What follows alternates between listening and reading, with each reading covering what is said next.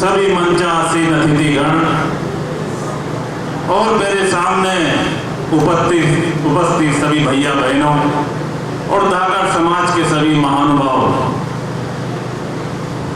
राजनीति का विषय है। मेरे से पूर्व वक्ताओं ने कि सेना में जाना हो, पुलिस में जाना हो, डॉक्टर बनना हो, इंजीनियर बनना हो, अध्यापक बनना हो,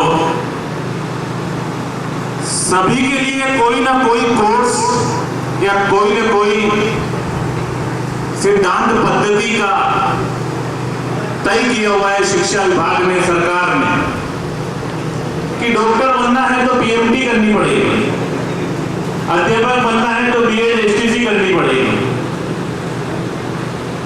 पर राजनीति एक ऐसा क्षेत्र है जो चाय वाला भी देश का प्रधानमंत्री बन सकता है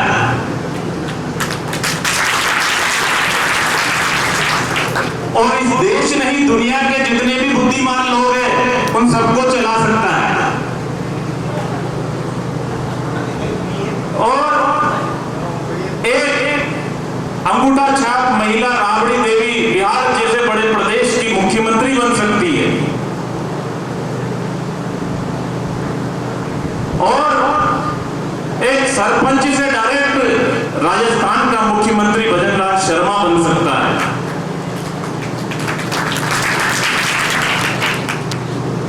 और इस देश में तमिलनाडु में सबसे पहले औद्योगिक क्रांति हुई थी। सबसे ज्यादा उद्योग, कामकाज, व्यापार अगर इस देश में कहीं सबसे ज्यादा हुआ तो तमिलनाडु राज्य में हुआ था। और उस औद्योगिक क्रांति का जनक कौन था? के कामराज, जो अंगूठा छाप अक्षर मुख्यमंत्री था। तो राजनीति का क्षेत्र, अभी आप जितनी भी बहनें बैठी हैं, भैया बैठे हैं, अगर मैं बहनों से पूछना चाहूंगा कि कितनी बहनें ऐसी हैं जो राजनीतिक क्षेत्र में जाना चाहती है? आप में से देखें, मेरे को बताया कोई जिसका जीवन का लक्ष्य हो कि मैं राजनीतिक क्षेत्र में जाना चाहती हूँ। आज के ऐसे समय में जब 50% आरक्षण, चाहे ग्राम पंचायत हो या नगर पालिका हो या नगरीय क्षेत्र हो, और अब मोदी जी ने विधानसभा और लोकसभा में भी 33% आरक्षण आने वाले समय में महिलाओं को मिलेगा। पर या 50 बहनें बेटी है, क्या एक बहन का भी लक्ष्य ऐसा है जो राजनीति में जाना चाहती है? अगर है तो खड़ी होकर बताएं हमें। यदि किसी का मन है तो खड़े हो जाए। तो राजनीति का कोई ऐसा मापदंड नहीं है या कोई ऐसा फार्मूला नहीं है या ऐसा कोई कोर्स नहीं है कि आप उस कोर्स को करके हम राजनीति कर लें। अब विषय है राजनीति में कैसे प्रवेश किया जाए। तो मेरी सोच दो तरह से राजनीति में प्रवेश किया जा सकता है। विपक्ष से तो लड़ना ही पड़ेगा, आपस में भी टांग खींचने वाले तुम्हारे साथ वाले तैयार रहेंगे। तो बहुत कंपटीशन है, बहुत भीड़ है। अगर आप गांव से लेकर जिले तक पहुंचिए तो ये मान लो आपकी जिंदगी तर होगी। दूसरा तरीका है अपने आप को साबित करना कि मुझे राजनीति करनी है तो मैं गांव की समस्याएं, चाहे वो स्वास्थ्य की समस्या हो, चाहे पंचायत की समस्या हो, चाहे शिक्षा की समस्या हो, चाहे अध्यापकों की समस्या हो, चाहे अस्पताल में डॉक्टरों की समस्या हो, पंचायत में कोई आवास है, नरेगा है, कोई भी समस्या हो, मैं गांव की जो समस्याएं हैं उन गांव की समस्याओं के लिए लोगों को साथ जोड़ूं और उनकी समस्याएं, पंचायत की समस्या है तो मैं पंचायत के सेक्रेटरी के पास जाऊं, सरपंच के पास जाऊं, पंचायत समिति में जाऊं, प्रधान पे जाऊं, जिला परिषद में जाऊं, जिला प्रमुख में जाऊं। धीरे धीरे अपना जनाधार तैयार कीजिए। लोगों में आपकी स्वीकृति बढ़नी चाहिए, क्योंकि राजनीति में लोगों का साथ और समर्थन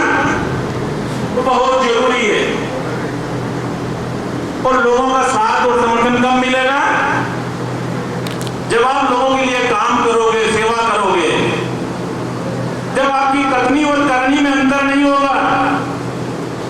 आपको याद होगा जब देश की आजादी का लड़ाई स्वतंत्रता संग्राम चल रहा था और गांधी जी ने नारा दिया था, करो या मरो।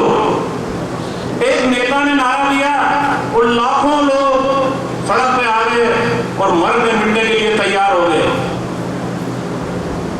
तो कितनी एक नेता के अंदर उसकी बात में दम रहता है, वजन रहता है कि लाखों लोग मरने मारने के लिए तैयार हो जाते हैं। और ये सब चीजें कहां से आएगी? जब आप लोगों की सेवा करेंगे, लोगों के कष्ट दूर करेंगे,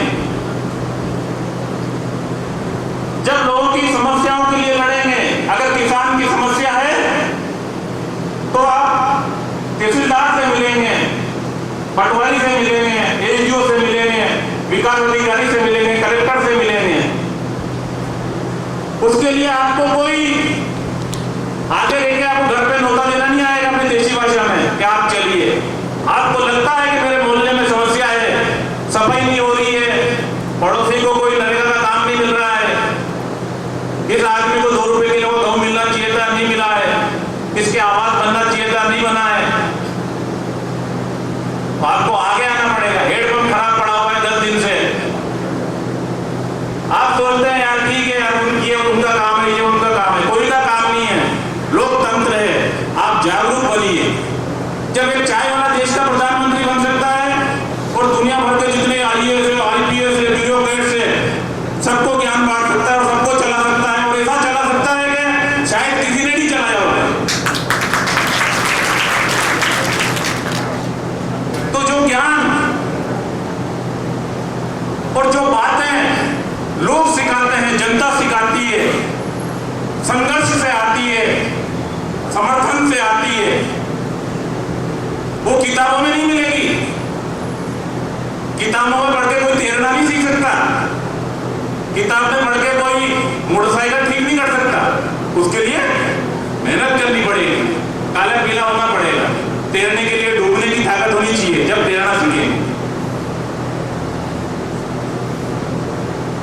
तो साथियों, कुल मिलाकर मेरा आप लोगों से अलग अलग विषय है, अलग अलग विषय के जानकार है, सभी आप लोगों को कुछ ना कुछ अच्छी बातें, अच्छा ज्ञान जो जिसके पास है वो देगा। पर मेरा आपसे ये कि नम्र निवेदन है इस विषय के ऊपर कि आपको जो भी बनना है या जो भी आपके मन में लक्ष्य है, कि आपके पास अभी कोई लक्ष्य नहीं होगा। इतनी सारी बच्चियां बैठी हुई है, क्या एक दो बच्ची मुझे खड़ा होकर बता सकती है कि क्या लक्ष्य है उसके जीवन का, क्या बनना चाहती है? एक आध बच्ची तो खड़ी होकर बता सकती है क्या?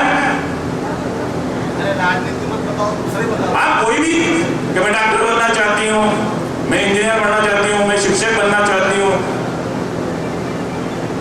क्यों? क्योंकि अपने ऐसा वातावरण नहीं है, अपने ऐसे माहौल नहीं है। मैं खुद में आपको बताऊं, मेरे जीवन में नहीं सोचा था कि मैं राजनीति में जाऊंगा, मेरा कोई लक्ष्य नहीं था कि मैं राजनीति करूंगा। तो मेरा आप लोगों से एक ही निवेदन है और एक ही आपसे विनम्र अपील है कि आपको जो भी बनना है या जो भी आप में स्किल्ड है,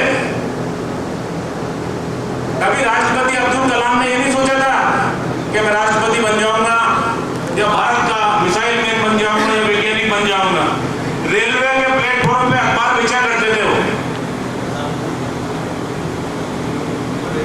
तो आपके पास तो साधन है, सुविधाएं हैं, संसाधन है, माता पिता का आशीर्वाद है, और आज फादर्स डे है। सबको बहुत बहुत शुभकामनाएं फादर्स डे की। फादर्स डे पे एक पंक्ति सुनाऊं आपको। मेरा अभिमान है पिता, मेरा स्वाभिमान है पिता, धरती है मेरा पिता, आसमान है मेरा पिता।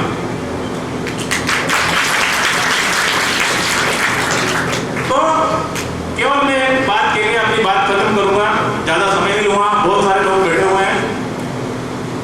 आपको जो भी बनना है, अगर किसी को शिक्षक बनना है ना,